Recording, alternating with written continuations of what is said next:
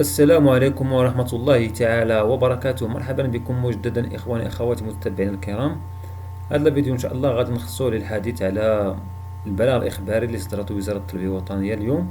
هذا البلاغ تيهم فتح باب الترشيحات لاجتياز الامتحانات البكالوريا دورة 2021 بالنسبة للمترشحين الأحرار. فقبل ما نبداو في الشرح ديالنا كنتمنى من جميع الإخوة والأخوات اللي تيشاهدونا أنهم يشجعونا عن طريق الاشتراك في القناة وتفعيل الجرس، وكذلك دائما يبارطاجيو المعلومة مع جميع الأصدقاء ديالهم اللي هما بغاو يدوزو باك ليبر هذا العام إن شاء الله. فإذا على بركة الله نمشيو للشرح. كيف ما قلت لكم هذا هو البلاغ الإخباري اللي كاين فيما يتعلق بالموضوع ديال الباك ليبر. تاريخ انطلاق التسجيل راه بدا من اليوم 4 نوفمبر 2020، وغادي ينتهي عبر البوابة الإلكترونية. يعني التسجيل في البوابة الإلكترونية غادي يكمل نهار 4 دجنبر، يعني شهر تقريبا ديال التسجيل. ولكن بالنسبة باش تحط الدوسي كاين آخر أجل هو 6 زايد يومين، يعني راه ممكن تسجل اليوم وتجمع الوثائق غدا وتدفع، ما تسناش زعما تقول لا حتى توصل 6 ولا، يعني من غدا، يعني عندك مهلة ديال شهر باش تسجل فيها وتحط فيها لو دوسي. بالنسبة للبلاغ فيه يجدر التذكير أن الترشيح لاجتياز امتحانات البكالوريا برسم دورة 2020 بصفة مترشح حر يخضع للشروط التالية. الشروط اللي متعلقين باجتياز امتحانات البكالوريا: إنهاء الدراسة بالسلك الثانوي الإعدادي، يعني خص تكون عندك بعد شهادة ديال الكاترياماني التاسعة كيف ما كنقولوا، منذ ما لا يقل عن 2 من بداية سنة الترشيح بالنسبة لغير الحاصلين على البكالوريا في دورات سابقة. الترشيح في مسلك لم يسبق الحصول فيه على شهادة البكالوريا بالنسبة للحاصلين على هذه الشهادة في عدد الدورات السابقة. هنا غادي نعطيكم غير واحد المثال. يعني مترشح عنده بكالوريا في علوم الفيزيائية وبغى يدوز ديال علوم الحياة والأرض، هنا ما يمكنش، يعني ما يمكنش تدوز في نفس المسلك. خصك تشوف شي تخصص اخر، مثلا تمشي تشوف الاقتصاد، ولا تشوف الاداب، ولا تشوف العلوم الرياضيه، ولا البكالوريا المهنيه. يعني انت عندك بكالوريا فيزيائيه ما بقاش عندك الحق تدوز في مسلك العلوم الزراعيه او لا مسلك العلوم الحياه والارض. والعكس كذلك بالنسبه لواحد عنده بكالوريا ادبيه وبغى يدير العلوم الانسانيه، ما يمكنش، ما بقاش عندك الحق، حيت راه هما نفس الشعبه، غير المسالك.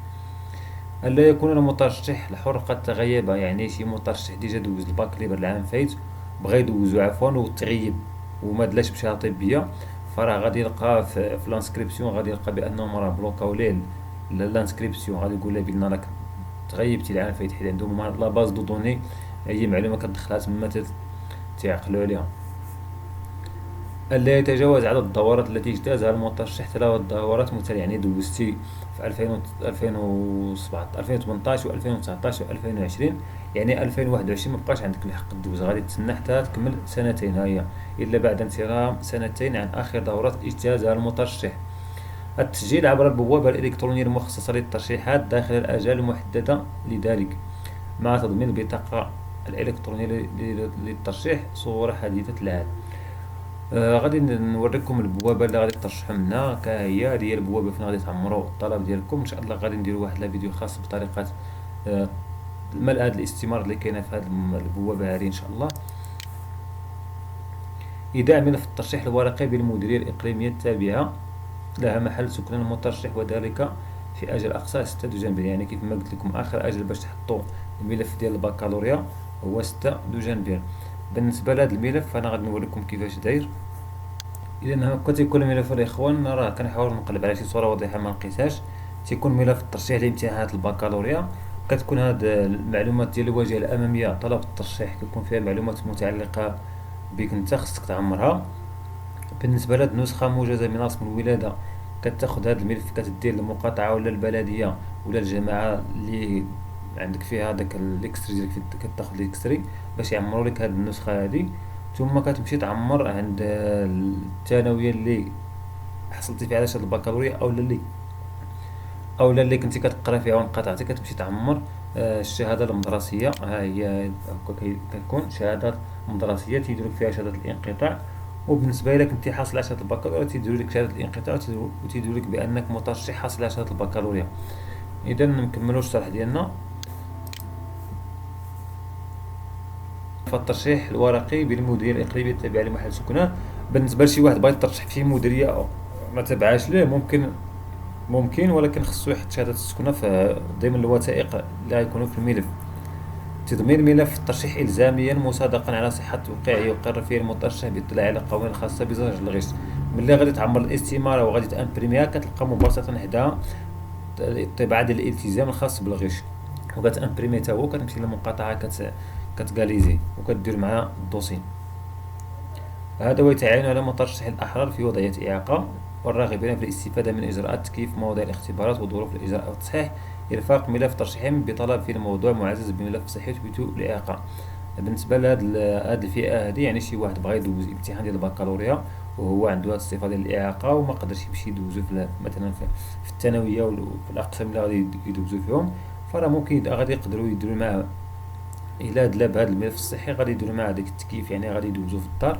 كذلك كتكون معاه واحد اللجنة ديال المراقبة والناس اللي تيسهروا معاه حتى كيكمل الامتحانات ديالو. وستعمل الوزارة على نشر اللوائح المؤقتة لمترشحي الأحرار المقبول لاجتياز امتحانات البكالوريا قبل 24 دجنبر، على أن تخصص الفترة الممتدة من 26 دجنبر إلى غاية 3 يناير لتقديم الطعون إلى المديرية الإقليمية. يعني من بعد ما غادي يسال الأجل ديال 6 دجنبر اللي هو هذا، غادي يتسناو حتى لنهار 24 غادي يحطوا اللوائح المؤقتة، يعني الناس اللي تقبلوا. بالنسبه لشي واحد ما لقاش سميتو فراه ممكن انه يتقدم بالطعن، يعني يمشي عند المدير الاقليمي يقول لهم علاش الملف ديالي ما اولا الاسم ديالي ما كاينش. هما غادي يقول لك السبب، واش خاصك شي وثيقه ولا ترشحتي في شي مسلك اللي ديجا عندك فيه البكالوريا، يعني حاولوا تفادوا هذه المساله، هما غادي يعطوك توضيحات. وسيتم نشر اللوائح النهائيه لمترشحي الاحرار المقبول لاجتياز امتحان البكالوريا برسم دوره 2021 يوم 31 يناير، يعني 31 يناير صافي غادي تحطوا اللوائح النهائيه ديال الناس اللي تقبلوا باش يدوزوا الامتحانات ديال البكالوريا الحره. بعض المعلومات اللي غادي نقدمها لكم عاوتاني نفيدكم فيها، وغادي كيف ما راه ذكرتهم ولكن غادي نعاودهم بواحد الصيغه اخرى. يعني الطريقه ديال الترشيح لاجتياز امتحانات البكالوريا بالنسبه لسنه 2020 بحال جميع السنوات اللي دازوا. اول حاجه كتقوم بها انت كمترشح بغيتي دوز البكالوريا الحره، هو اولا كتحدد شنو هو التخصص اللي باغي تدفع فيه. يعني الا كنتي حاصل على شهاده البكالوريا خصك تشوف واحد المسلك اخر من غير داك اللي عندك فيه البكالوريا. ما تقوليش لا انا عندي مثلا في العلوم الاقتصاديه، لا راه من حقي ندوز في علوم التدبير المحاسبه، ما عندكش الحق اخويا وما عندكش الحق اختي. يعني خصك تشوفي مسلك اخر، يعني اما تمشي تدوزي في مسلك ديال العلوم التجريبيه، تدوزي في الفيزيك ولا في علوم الحياه والارض، العلوم الزراعيه، او لا تمشي للعلوم الرياضيه دوزي في علوم رياضيه او لا بي، او لا تمشي للمسلك ديال الاداب العلوم الانسانيه ولا العلوم ولا الادب، او لا تمشي للعلوم ديال العلوم الشريعه، ولا تمشي للبكالوريا المهنيه. هذا هو اللي كاين، يعني ما عندكش الحق مازال ترشح في شي مسلك اخر. يعني ملي كتحدد المسلك اللي بغيتي ترشح فيه كتدخل البوابه الالكترونيه كيف ما قلت لكم. انا غادي ندير لكم فيديو خاص كيفاش تعمر هذه الاستماره ان شاء الله. كتدخل كتعمر الاستماره، كتطبع الاستماره ديالك، كتخرج منها جوج ديال النسخ، ثم كتخرج داك الطلب ديال اولا عفوا الالتزام ديال زجر الغش، كتديه تا هو المقاطعه كتغاليزيه، كتشري الملف الورقي من المكتبه، داك الملف ديال الترشيح ديال البكالوريا ملف ابيض كتاخذه من المكتبه. اول حاجه كتقوم بها هو انك تديه للمقاطعه ولا البلديه ولا الجامعه، كيعمروا ديك النسخه ديال الموجز ديال عقد الازدياد، ثم كتديه للثانويه اللي حصلتي فيها شهاده البكالوريا او اللي انقطعتي منها، كتعمر كتعطي للناظر يعمر لك هذيك الشهاده ديال الانقطاع عن الدراسه، باش هما تيديروا لك انك راك حاصل ولا منقطع عن الدراسه.